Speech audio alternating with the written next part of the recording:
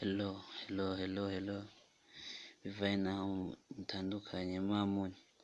Uno munsi nagomba kubereka ukuntu ushobora gufata nka kurya bakurungikiye message kuri WhatsApp, ukabona umengo bayisuprimiye par exemple nk'uku ngaha, ukabona hari supprime.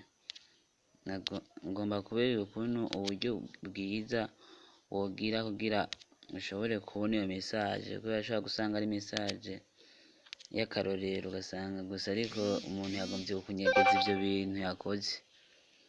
Icambere na mbere umanza ukinjira Play Store ugatereshaje agaprograma kitwa Not Save.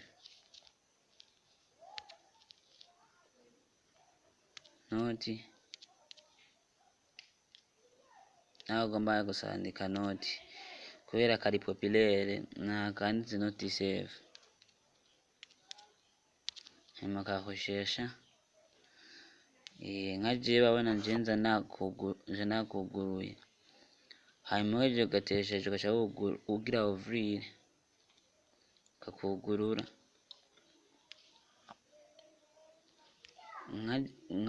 nkawe ko uzoba uri mushasha utazoba urayikoresha, hari ibintu uzogwa configure.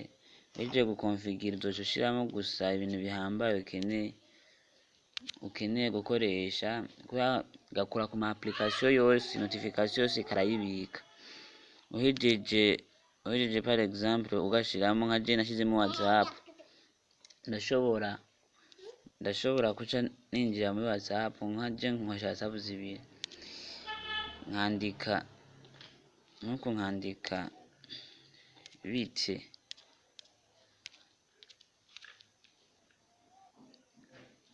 wewe ntushoboka,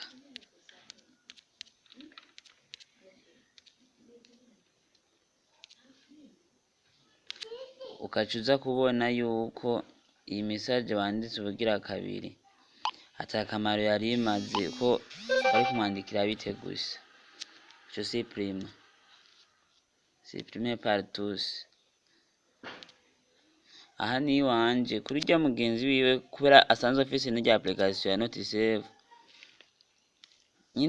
nyene yinjiyeyo azobona bimeze uko.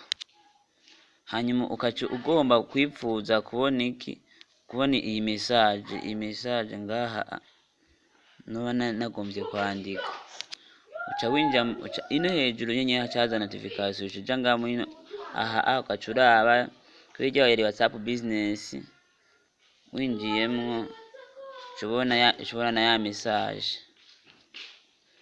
message ngiyi ngaha iciza ngaho iboneka neza. Hanyuma ico nosaba kabisa, ico mudatahutse mumbaze, ibintu bimeze uko nyene kabisa. Hanyuma subscribe na like kabisa. Okay, mugire ibihe vyiza.